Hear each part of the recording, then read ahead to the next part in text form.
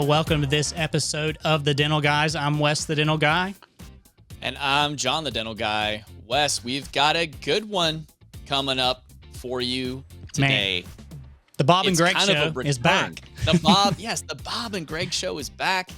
We've had lots of people ask us because during COVID, the Bob and Gregg Show, the Gregg and Bob Show, however you want to put it, was one of the most popular shows we released because could two people complement each other much better than these two? Excellent. I mean, it's a lot of fun. They bring some good perspectives, both from the lab side and the clinical side. And we're excited to get to bring that back. And, Nobody talks shop like Bob and Gregg. Nobody talks shop like Bob and Gregg. That's what they want to do. They are pure dental geeks just like us. That's why we hit it off with Bob and Gregg years ago. And so I appreciate Bob and Gregg and Spear Education. John, super pumped about this week's show. We'll talk just a bit about our relationship with Spear here just in a little bit. But some of you guys have really embraced the text, and I really appreciate it. And if you want to text us, 865-544-8954. Text the Dental Guys your thoughts, questions, and suggestions. We've got some more things coming up in a future show that I'll share. But we've got a longer show tonight or today, and so I want to get to that show. But before we get to that, John, tell us a little bit about, in part, how we're here. Yeah, one of the longest running sponsors of the Dental Guys podcast has been the Dental Crafters Network. In fact, I believe the longest running sponsor, and there is a reason for that. We have known the folks at the Dental Crafters Network for a long time. We have worked with them. We've used them both from a lab side, from an implant side, from a surgical guide side. I mean, these guys and ladies do it all. And if you haven't checked out the Dental Crafters Network, now's your chance. Discover the difference a relationship with the Dental Crafters Network can make. As a full-service laboratory, they pride themselves on listening and understanding your unique needs, guiding you toward innovative solutions that make a difference. Dental Crafters Network focuses on improving your patient's quality of life with cutting-edge digital dentistry solutions. Visit dentalcrafters.net or call 1-800-472-8302 and make sure you mention the Dental Guys to receive 10% off your first case with the Dental Crafters Network. That's a pretty big deal. And thank you once again to the Dental Crafters Network for being a longtime sponsor of the Dental Guys. And, I hope your first case is like a full arch hybrid. So that'd be amazing. That's right. Maximize that 10%, yeah, right? Speaking of full arch hybrids, years ago, John and I had the opportunity to help found Restorative Driven Implants. Some of you recently, longtime listeners of the Dental Guys podcast, ran into me as I was teaching as a part of Restorative Driven Implants. So we appreciate Restorative Driven Implants and their support of the Dental Guys show. We've got a couple of instructors coming this year to talk about some high-level things that we're teaching in Restorative Driven Implants.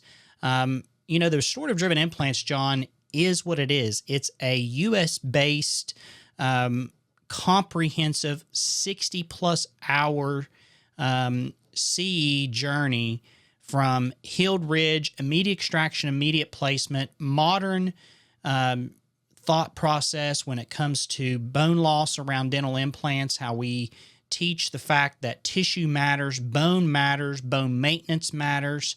And not only this, John, is that you get to do surgery on patients in the United States at an amazing facility.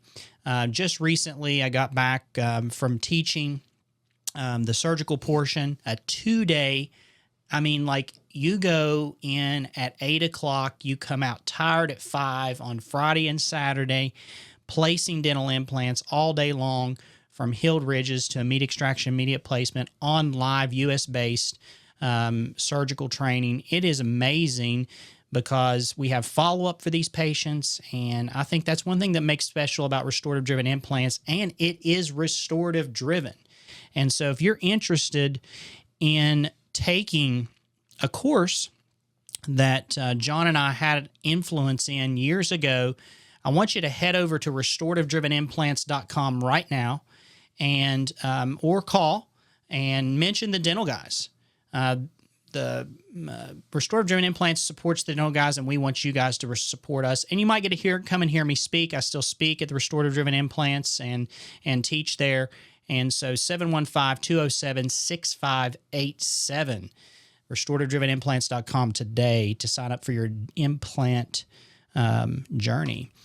So, John, we are collaborating with Spear Education over the next year or so. It's not like we need to collaborate with them, but we are collaborating with them, and we really want to embrace what they're doing at Spear Education, because John and I years ago made the journey out to Spear Education to up or next level our practice, and it has definitely changed how we practice dentistry. We really appreciate Frank Spear and his vision years ago in establishing a clear system and method for treatment planning and restoring cases.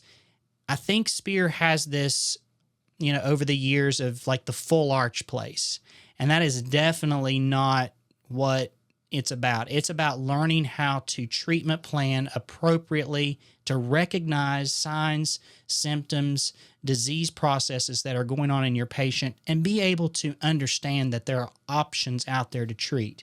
Right. And so, well, John, I think the thing about Spear that we've, seen is we actually, drank the Kool-Aid, as you can say. We went out and we went through every workshop there is, every seminar there is. We've seen what they do, and then we actually came back and implemented those things in our practices, and we saw how it transformed our practices, not just for the ability to treat the full arch complicated case, which sure we can do because of some of the training we had, but also just how to think about the single tooth in front of you, how to think about the patient in front of you and know where to go, whether it's a single unit, whether it's removable, whether it's implant dentistry, or whether it's some crazy restorative case that's involving some really complicated specialist coordination.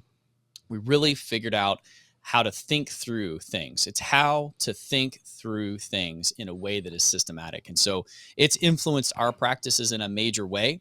And you're going to be hearing a lot more about that in the coming months as we talk about, what Spear has done. But of course, even in today's show, you're going to be hearing more about what the passion is coming out of Spear Education from people like Gregg and Bob. So if you would be interested in finding out more about Spear, we've got the inside track, because the Dental Guys, as we partner with Spear, is offering a discount on a Spear Education in-person seminar, $500 credit.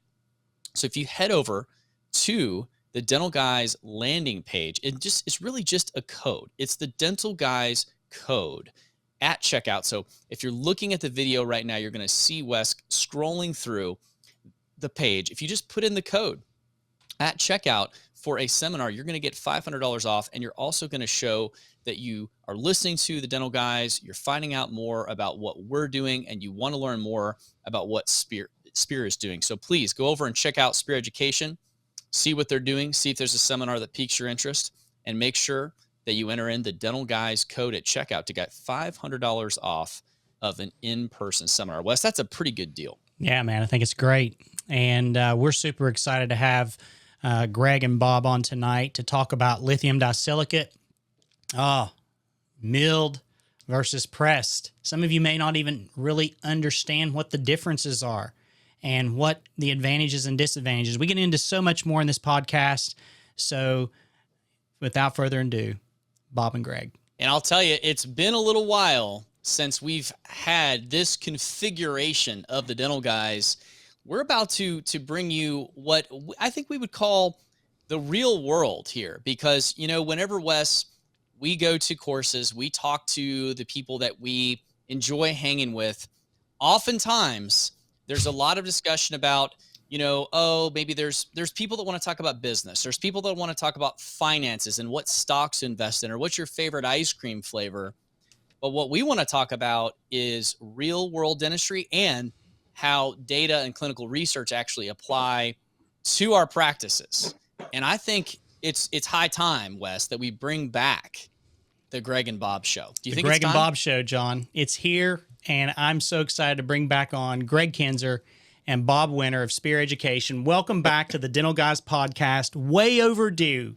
Thank you so much for coming back on. Well, We've been thanks waiting by our for phone. Wait a minute, just one person at a time. I know you guys are excited. It's Bob. We got to start with you because it's the B's, the second letter of the alphabet. Let's just. I thought you were picking me out because I was the oldest, but yeah, it's great to be back. It's been too many years, but it's always fun to interact with you guys and share some thoughts and experiences on real world dentistry. Awesome, Gregg. What's going on with you? What are you up to these days out there? I'll just echo Bob's sentiment. We like talking to you guys. You guys bring some great questions, great discussion.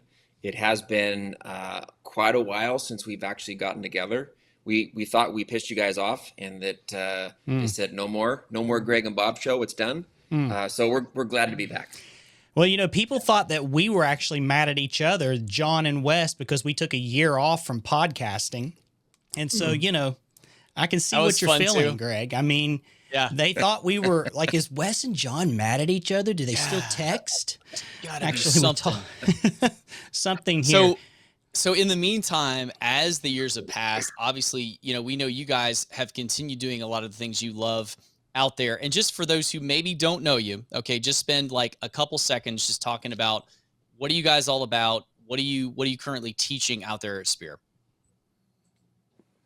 Bob, Well, we're going to always go start first. with you. Yeah. Okay, that's easy. If I always go first. Well, I think those of you that don't know me, I'm a prosthodontist and practiced for quite a few decades at this point, and still love doing clinical dentistry. Still love doing the technical side of things, doing all of the procedures, ceramics, and all the procedures to create the restorations. Spend quite a bit of time teaching at Spear as well as some outside programs. So still very engaged in real world dentistry and getting exposed to a lot of clients at Spear. So we've got our pulse on really what people are doing from a general practice world. In addition to that, since we've been on last, probably it's new that Gregg and his wife and myself and my wife, Bobby, started a dental laboratory. So we keep our pulse on that as well, as far as trying to satisfy clients from a technical perspective. Gregg, I know that you have dove into the new, some kind of reterm to the facially generated treatment planning course, and we're bringing our associates out in the fall to take that course with you and Jeff Roush. Tell us a little bit about what's going on with you and this joint venture. We knew this was coming with Bob, and I'm excited to hear about that. And that really rolls into what we're going to be talking about today and what we're capable of with E.max. Yeah, so the challenge with going second is Bob kind of steals all the thunder, because I kind of just echo what he said. I'm a prosthodontist. I live and practice in Seattle with my wife. Bob and I and Frank Spear all practiced together in late 90s, early 2000s. So I still ran a full-time practice in Seattle, and then like Bob, spend the other part of my time down in Arizona at Spear Education. And, you know, we're both involved in multiple courses, so it'd be silly to kind of list them all out. But everything, you know, from worn dentition and treatment planning to implants, kind of the whole spectrum. And I think that's good because as we're clinicians first, what we're doing is actually kind of what we're teaching. And I think it kind of brings a lot of substance to the table when you're actually out there doing it as well. Yeah. Yeah. And speaking of doing it, you know, because I think that's really having real world experience, you know, where you are actually practicing. You're not just out there talking about something that maybe you did 20 years ago is super important. And I think in a lot of the, you know, maybe continuum world, there's a difference in that, you know, of actually being out there and seeing these cases and and staying current. And I want to just dive right into maybe what we really want to talk about with you guys tonight, which is, kind of where we are with materials. And obviously that's a very broad way of saying it, but specifically with lithium disilicate. And, years back, we'd had some great discussions about just the way that lithium disilicate is basically processed and created, and what is the best way to go. And years back, there was a lot of discussion about pressing this material versus milling. And obviously, we know there's been a lot of advances in milling technology, especially over the last few years, to the point where there's a lot of laboratories, at very least, that have moved completely over into milling. And one of the things that I want to talk about a little bit, because there's so many aspects to this, first of all, just is milling good enough for E.max? Can we say that now we should be just milling? Is pressing kind of gone by the wayside?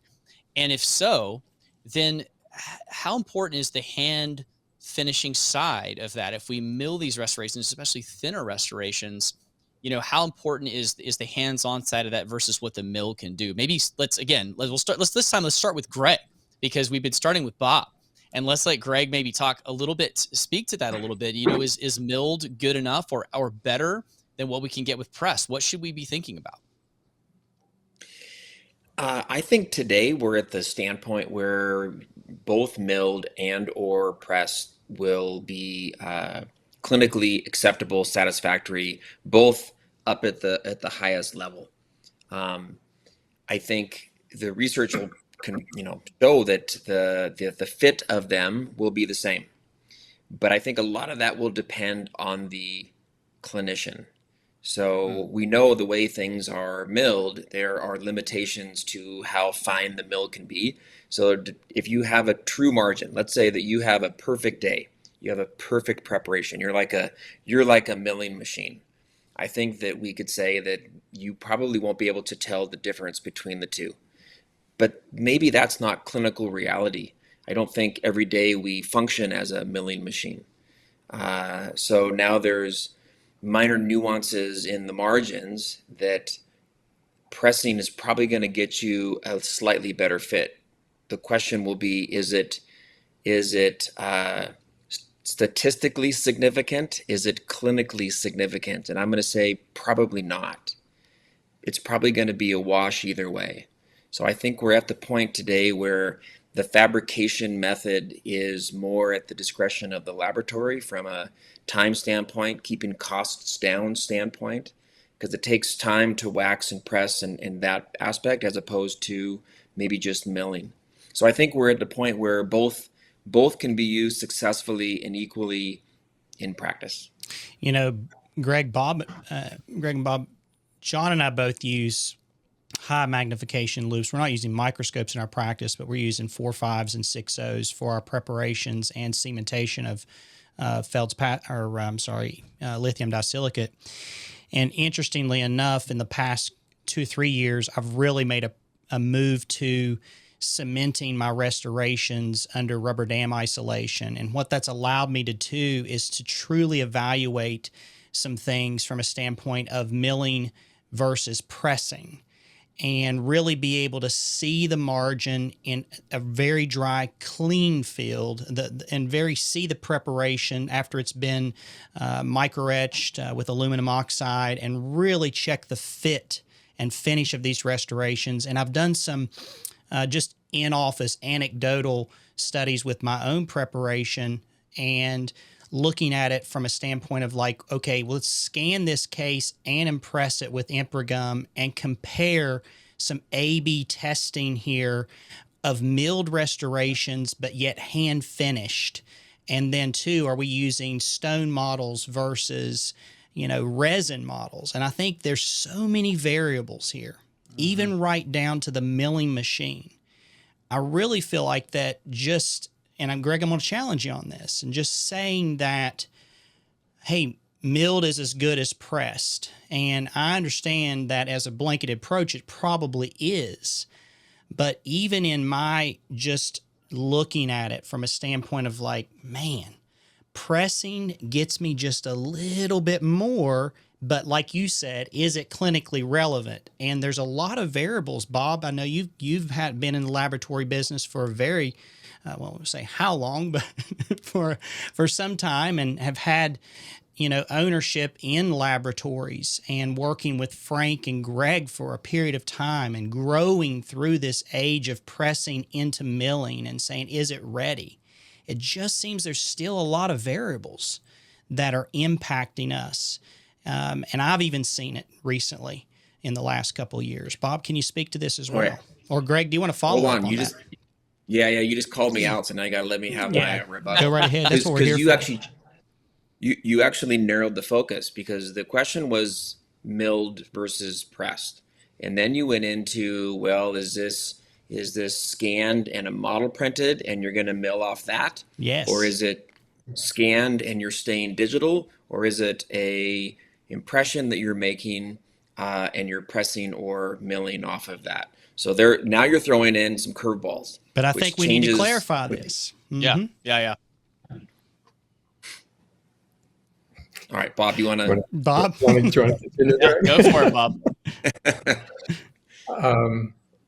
I think we're all correct. If you look at the science would say that a milled restoration and a pressed restoration are clinically acceptable. And according to the ADA, that's a 120 micron gap, which is huge, right? More than 1/10 of a millimeter. Different research projects focus in at 80 microns and so forth. But if you have a well-designed prep, they can be equally accurate. There's no clinically significant difference or statistically different. But yet, if you look at the average prep, that's where there's huge differences.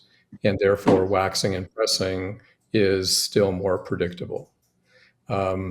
You mentioned hand finishing. Whether it comes out of a mill or you wax and press it, everything still must be hand finished.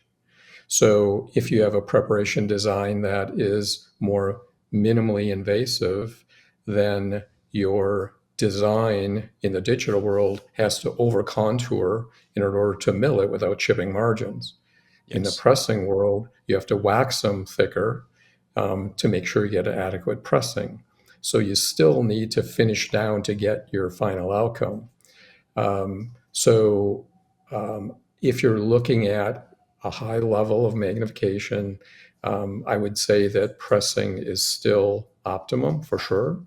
And I think the majority of the labs still wax and press because of the variability in preparation designs.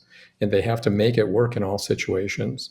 And then it's way more cost effective to press, because out of one ingot, I can get 3-4 units, where if you mill, you get 1 unit out of the same cost. So your costs go up dramatically from a material perspective. So you can play different sides on this, and there's no right and wrong, but just wait till next year and you're printing it. So that'll change the game once again. Do you think the 120 micron gap is acceptable?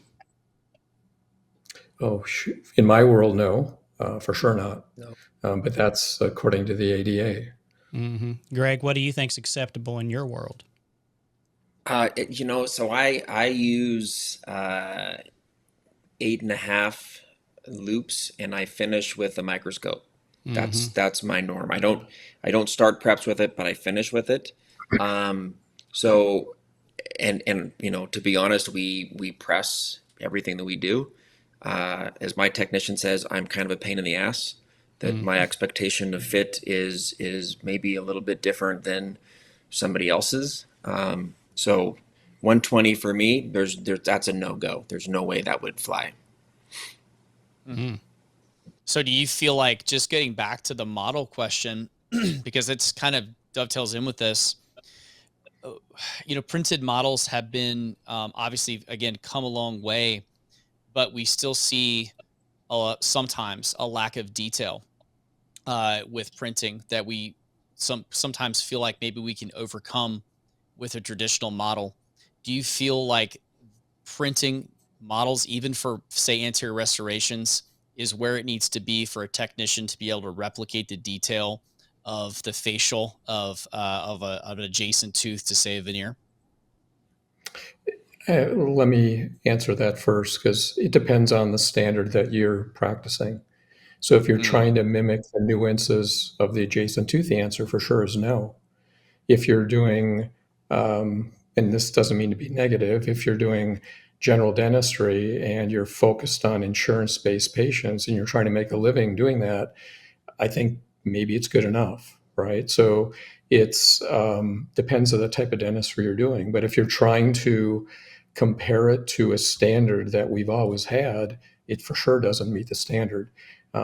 There's no printed model I've seen yet that is used on a daily basis that can come close. So I've seen images of 8K printers that seem to get to the same resolution of a stone cast, but that's not into play yet in the real world. exactly. So, okay. So I think that's good. I think we can put that, sort of to rest, I think. And Yeah. this has been a discussion that you have in the lab world for sure on, what should we be doing and milling versus pressing, and will we get there? And I think the problem of, and those of you who've listened to the show, you know the level of granularity we go. I mean, even just the difference that people don't often understand of one-to-one milling for E.max versus the milling of zirconia at a pre-sintering, and the difference of how that affects the mills, and just the wear and tear on parts and burrs and all of the stuff that goes into how good is it at the end of the day versus at the beginning of the day.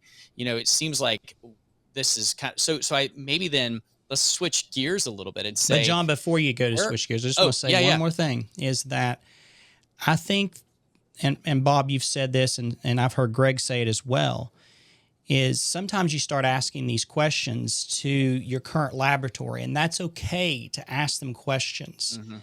about what they are comfortable with. And if your goal is to achieve a certain level, whatever that level is, if it's for insurance based or if it's for high aesthetic demand patients, then asking these questions before you take on these cases, before you even start these cases to your laboratory, so that you're not limited to what they're offering as a product. They're no different than going down to the store and picking something off the shelf at Ace Hardware versus going over to Lowe's or Home Depot or some bespoke store that has hardware that's very unique to an application and has to be milled right there.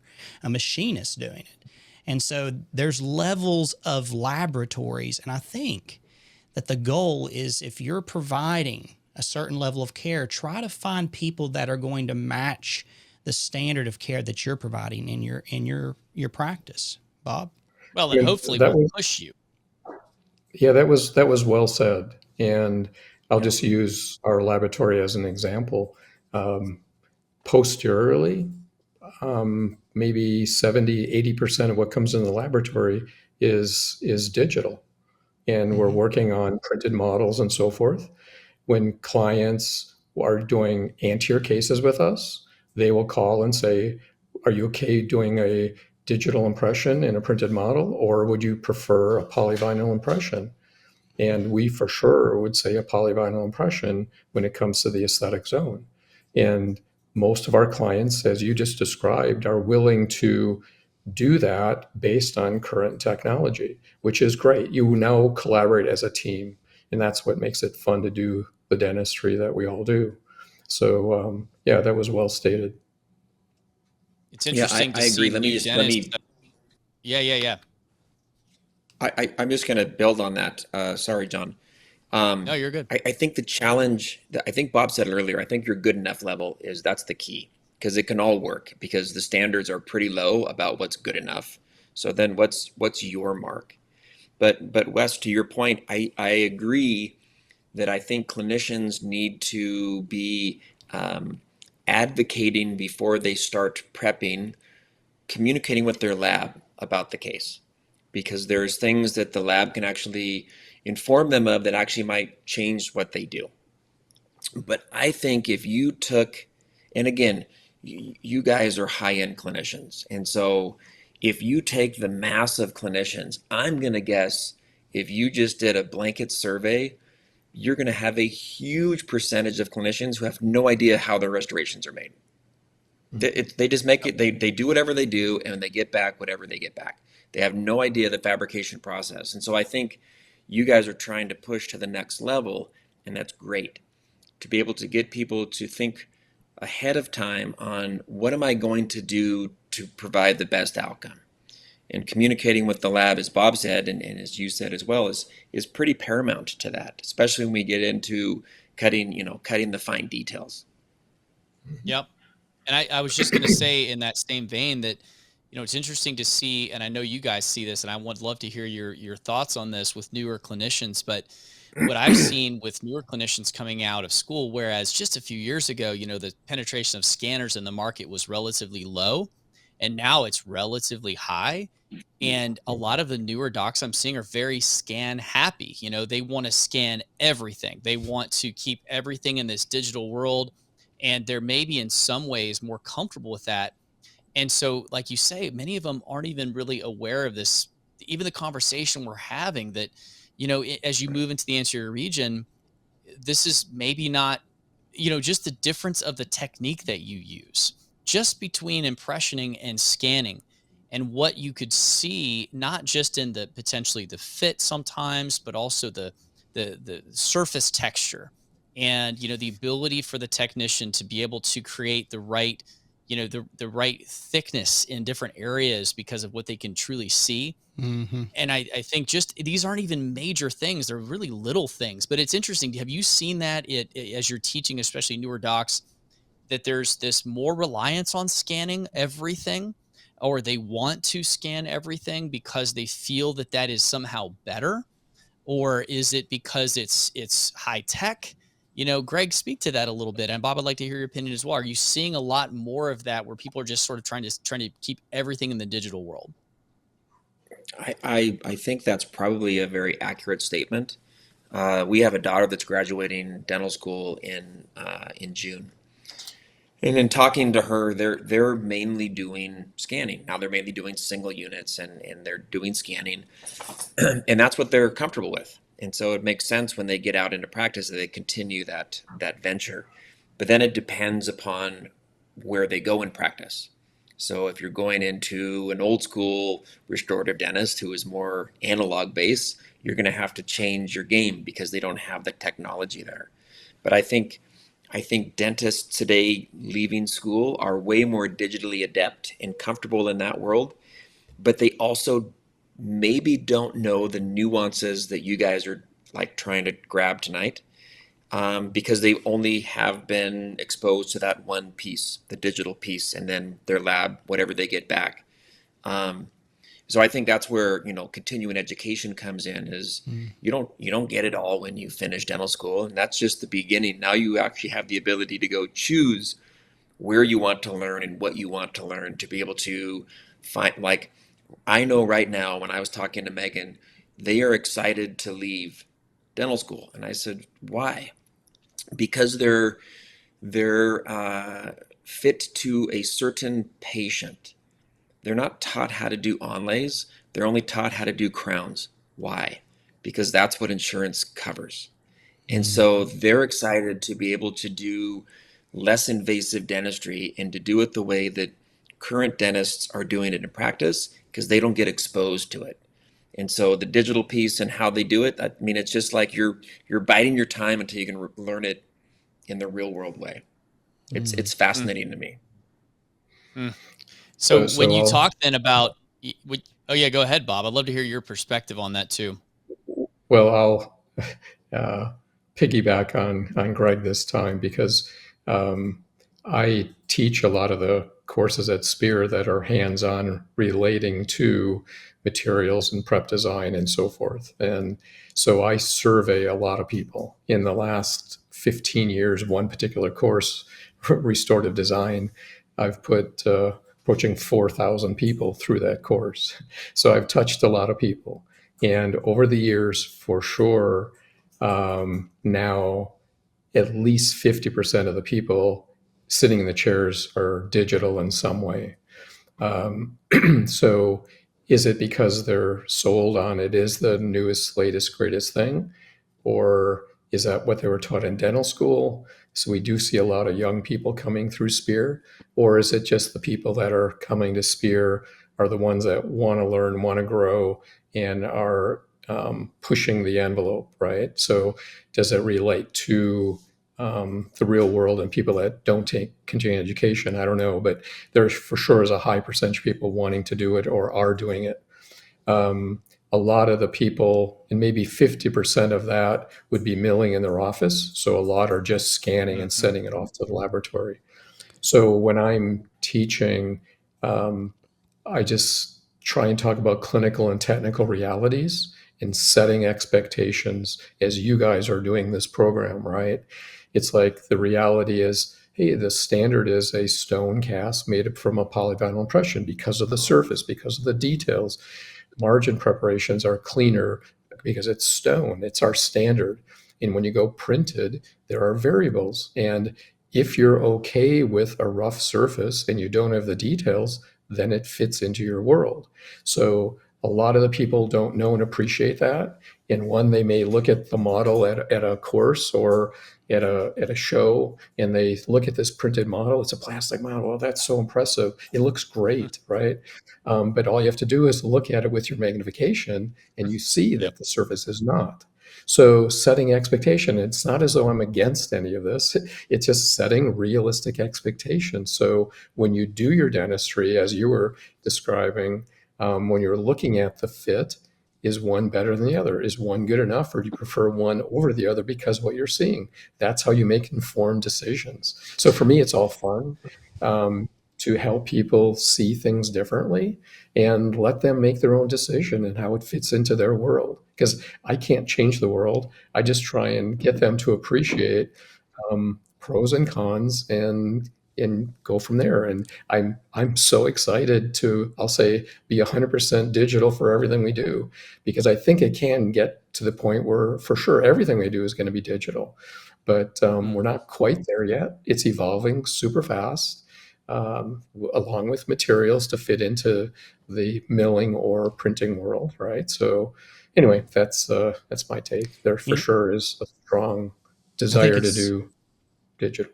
I think it's very well received, and I think we have to be careful not to neglect to teach the standard.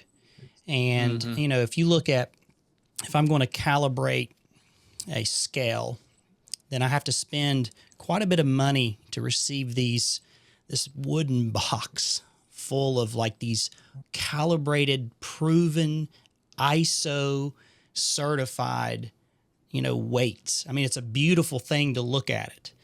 And when you don't teach to the highest of level, or actually just show it, you don't even have to teach it. You just have to show the comparison so that we can have that goal to shoot towards. And then from there, like I remember, John, I know you've done this as well, is that my board exam required us to do gold inlays. And to graduate dental school, I had to wax and cast and do all the things and learn what type 2 and type 3 gold was and how to move it. I mean, my wife has 4 gold inlays in her mouth, and they're still in her mouth 20-some years later. And I'm sure Gregg and Bob can attest to these things. But we remember the days when our bevels, we could see the markings of our burrs, and we know what that looks like. We know what a red pencil does when we touch the margin and how it can alter your margin. And like when the first time you touch a red pencil to a margin, the prosthodontist walks by your hand and says, "Wait a minute, what are you doing, son?" And he was like, "Do you realize what's going on right there?" I mean, and whether it was clinical or not, I mean, it irrelevant or not, that marking, you at least understood what he was saying or she was saying whenever they came to the table and they explained, "Hey, this is the standard. This is what we're shooting for. But do you need that in this case or this person or this application?" But at least we know where that's at.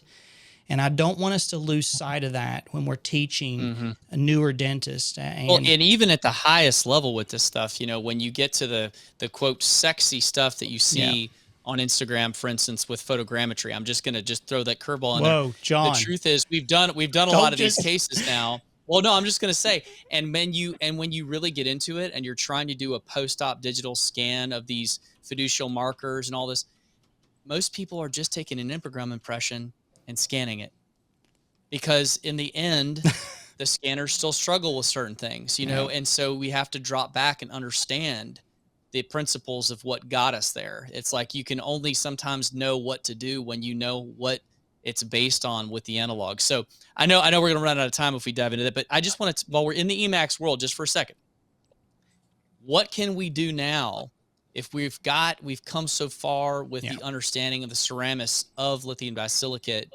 and what it's capable of, and we have such great ingot selections, and we have a lot of things we can do with it? Is there a place then still for feldspathic? And if you have an extremely well-trained ceramist who can cut back and hand finish, as we're talking about a pressed or milled E.max restoration, where are the times that you guys are still looking at feldspathic ceramic? Because it seems like in some ways it's becoming a lost art in laboratories. And, what's its place today? And maybe Bob, we'll start with you on this one. What's the place of feldspathic ceramics today in your world? And then Gregg, I'd love to hear the same from you compared to like layered lithium disilicate. So let me start by saying it wouldn't be my world, but currently I think the trend and I hate to say it, as a world-class standard, they're going back to feldspathic, right? So they're doing more and more of feldspathic restorations. Why? Because they're trying to do ultra-thin restorations, veneers. And that forces the material that has to be utilized. So I respect that. I've been there, did it. I can do it again if I chose to do it that way, but I don't. So why do I do it differently? Because I would rather do things that the real world is trying to do on a daily basis to make what I teach realistic, right? So the reality is the majority of restorations that are fabricated are monolithic stain and glaze because of the price point, because that's what patients are willing to pay, but at a very high standard for sure. With, as you described it, the skill set of the ceramist, if it's there, that material can be used for sure to create the most aesthetically beautiful outcomes. I would challenge with the layering of lithium disilicate, you can challenge that, but you need more space with lithium disilicate to do that well. So one reason I believe that lithium disilicate is still, in my opinion, the standard for day-to-day dentistry is if you needed to add a contact and put it back in the furnace, or you wanted to add a little stain or glaze or do something, you can do it. If you're doing it with a feldspathic veneer, you start over because you can't put it back in the furnace. So it's not user-friendly. So those are my key points, honestly. Feldspathic is amazing.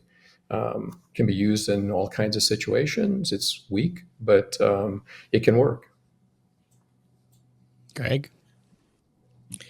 I think that it still has a place. I think it has it's beautiful. It is the most aesthetic restoration. I think it has to be used, as Bob said, when you get into the ultra thin.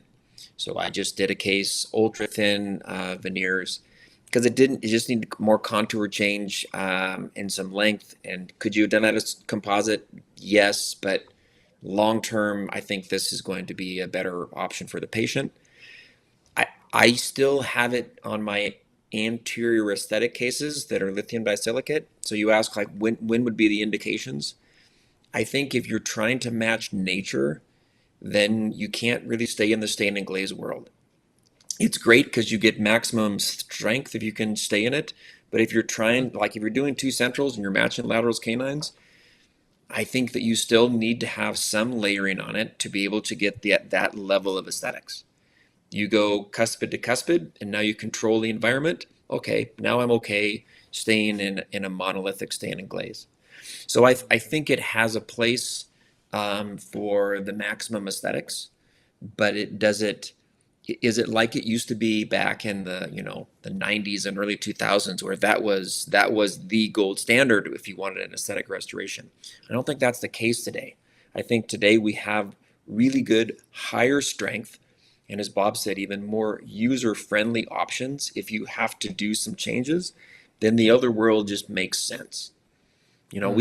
Bob and we used to use a lot of M-press, authentic, a pressed lucite reinforced, and they were great, beautiful. And you go, well, why not use them today?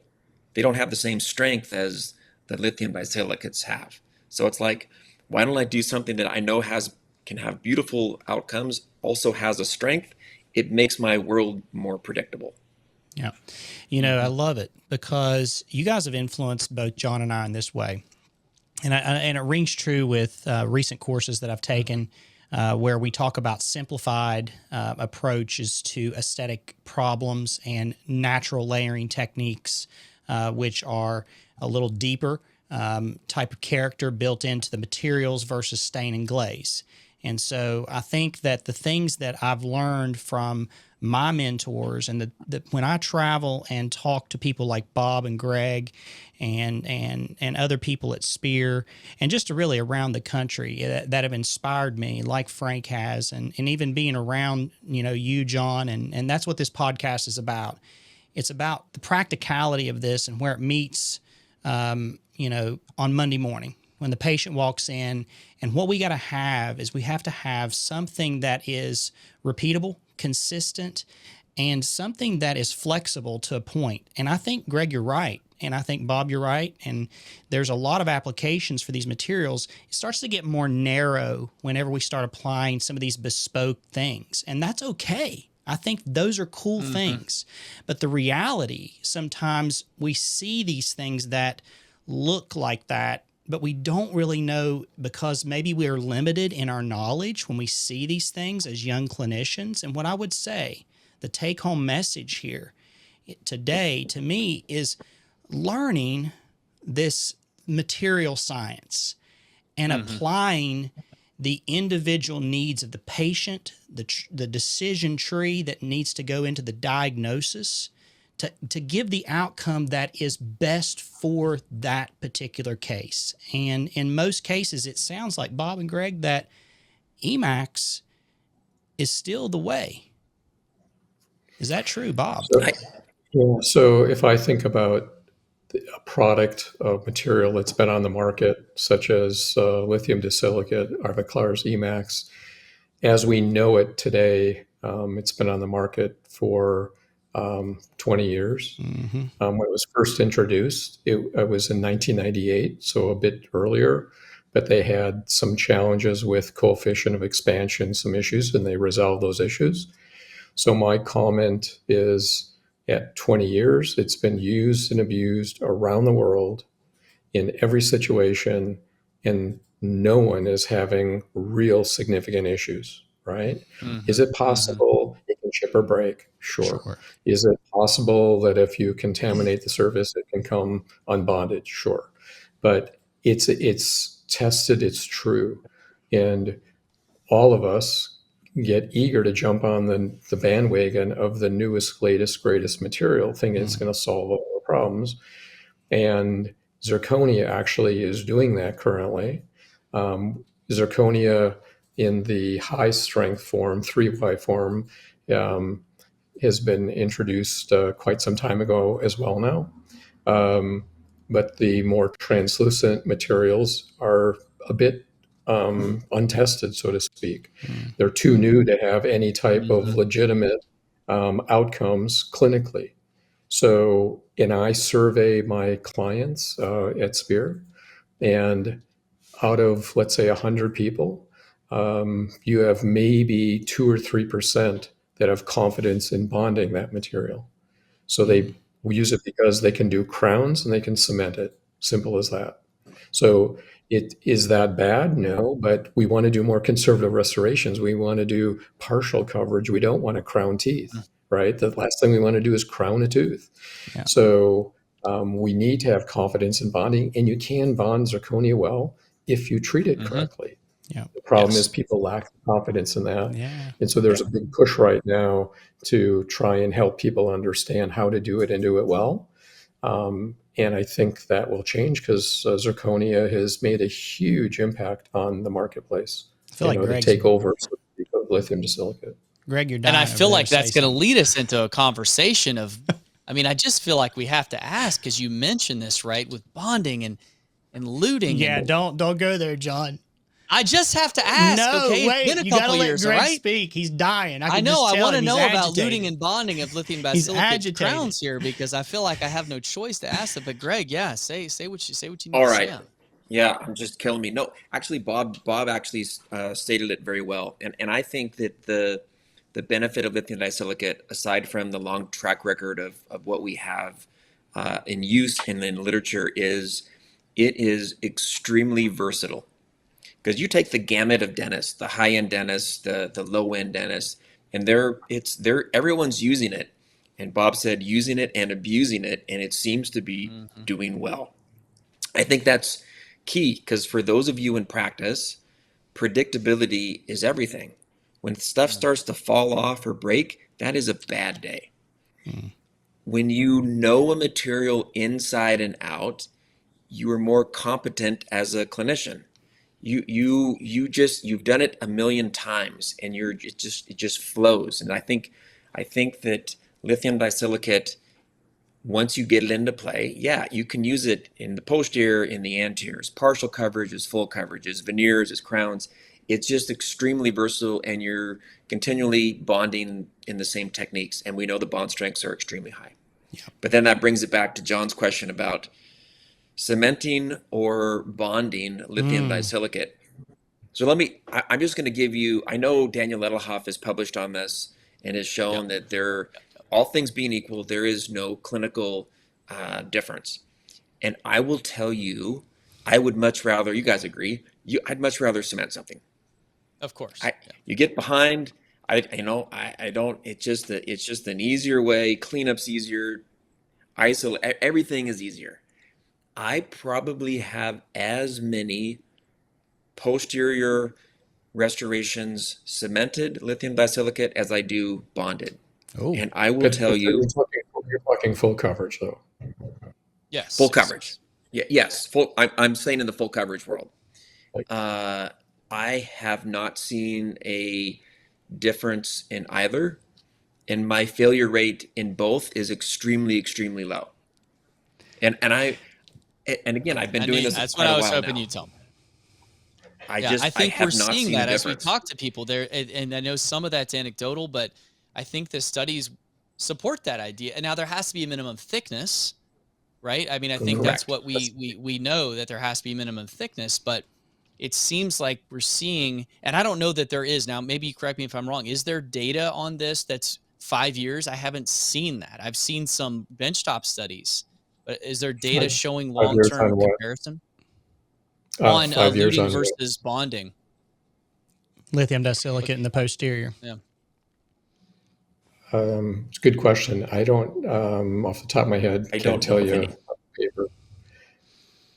So the best seal, the best seal is always with bonding. So every paper would talk about the best seal you can create is by bonding. Cementation obviously there's fewer steps, and that's why people choose to do it. But with some of we'll call them universal cements that are bonding, you're bonding, but you're going through a cementation process, and they're trying to make every technique easier, right? So that's the beauty of the material development today, right? So yeah. Well, but since we don't crown teeth anymore, we should be bonding. Yeah, there's a great debate here on this, and I will say that whenever Greg said that he was sick and tired of having to get out so many diamond burrs, over the years, and he just bought a freaking laser to like explode E.max off people's teeth. You know, that's that's whenever I went back and I said, you know, maybe I should consider cementing E.max on my premolars and molars, and actually, John, yeah, if you're about to retire, you can bond everything you want. Do whatever you want. But if you're early in your career, Yeah. and you're gonna have to redo these, I was like, I don't want to buy freaking laser beams, man, to blast off my Okay, E.max. so now you've just opened something up because I'm the oldest one on this little show here. I'll chime in on this one. So I've been doing dentistry in private practice since 1983. So I've lived through the modern age of so many things we do in dentistry. That's actually almost embarrassing, but it's a good thing. I'm still kicking. But when it comes to veneers, they were started in the 80s, as we know today, because we learned how to acid etch and bond to enamel.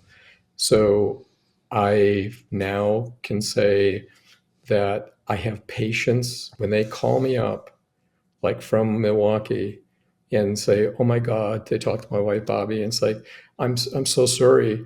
Dr. Winter made these beautiful veneers for me in the 80s, and I just broke one of them. I'm so sorry," and apologizing that they broke something 35 years old, right? Mm. And so when you do dentistry long enough and you try and maintain a high standard, it's amazing how things work. Yeah. And it's the design of the preparation, it's the design of the occlusion, knowing where to use what material, as Gregg was talking about. And lithium disilicate is a very versatile material. So there's so many positive things about doing quality dentistry. The stuff works. And you can quote literature saying 83% survival rate of a veneer at 20 years. Well, I say my work's lasting 30, 40 years as the norm. And I think, Gregg, you would say the same. You don't have quite so many years, but I'm sure you're saying the same thing.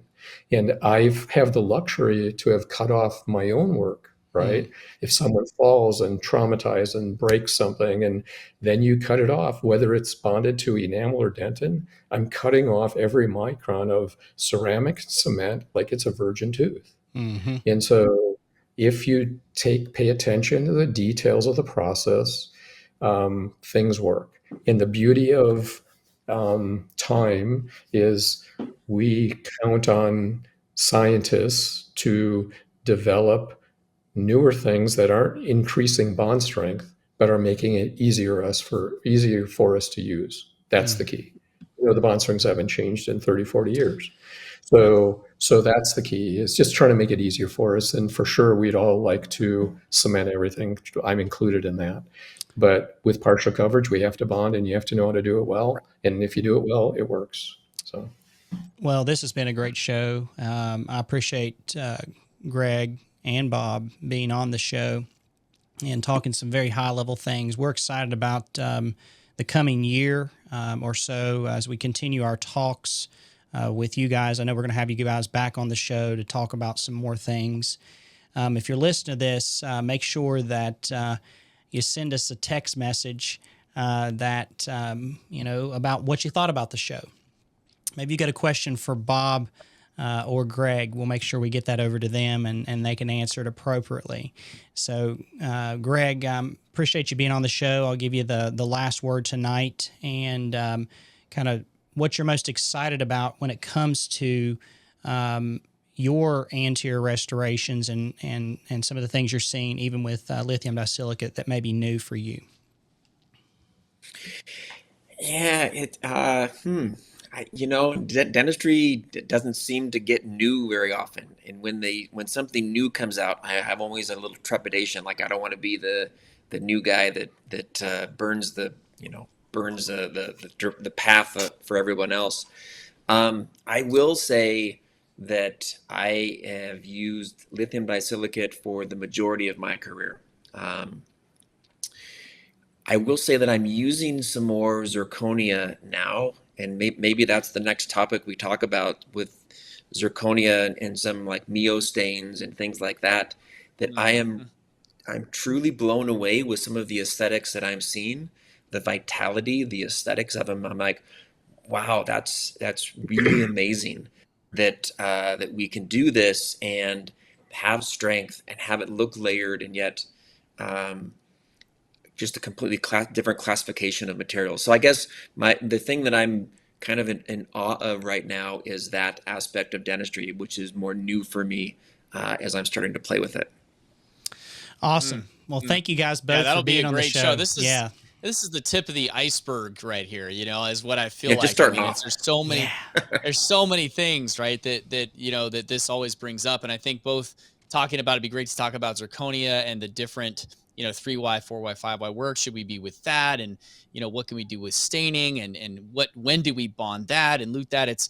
There's always something interesting. And I think that as we've talked over the years, there's always this balance of, what should we be doing? When should we be pushing limits on things, or when should we just be knowing what is currently the very best and most proven way of doing things? And then when should we retreat back to the old school?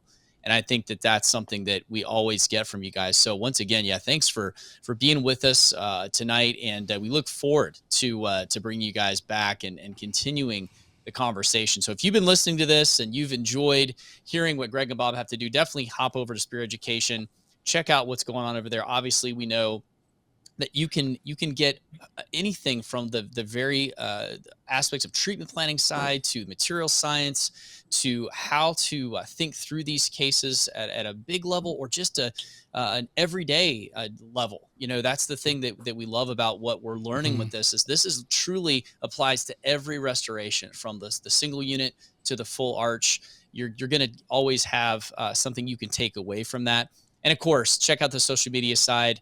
And like, share, and subscribe, as we always say. Once again, Gregg and Bob, thanks for being with us. And for Wes, I'm John, and we are the Dental Guys. Well, Wes, that was what I expected and hoped it would be. I feel like we could have just kept on going for another hour or two, because every question brings on 2 or 3 more questions. And that's what I love about people who are true dental nerds. These are not people who just want to come up and tell you something and then leave. They are actually wanting to know what the very best way is to do things and apply it to everyday clinical practice. And Wes, I think it challenged a little bit of my thinking about how to consider using lithium disilicate in my day-to-day, and maybe some things that, sometimes the technology of, for instance, milling, we've come so far, but there's a practicality to some things in the lab, but sometimes these tried and true methods still matter even today. Well, John, here we are at the end. Hey, text the Dental Guys, 865-544-8954 right now. If you've got questions for Bob and Gregg, hit us up, because we'll get them answered. I guarantee it, And so I'm super excited, because Bob and Gregg are going to come back on and talk more shop. So hey, hit us up on social media. Hey, Instagram, Facebook. If you're still on Facebook, maybe for your mom or something like that. But we're on Instagram. We're going to have a more presence there this year. We're looking forward to that. I'm coming out to Spear Summit. I'll be there. All right, John, Wes the Dental Guy, coming to Summit. So super pumped about that this year. Like, subscribe on YouTube. That really helps us out. Share the Dental Guys against Spotify, Apple Podcasts, all those things. It really does help us get the word out. So for John, I'm Wes, and we are the Dental Guys.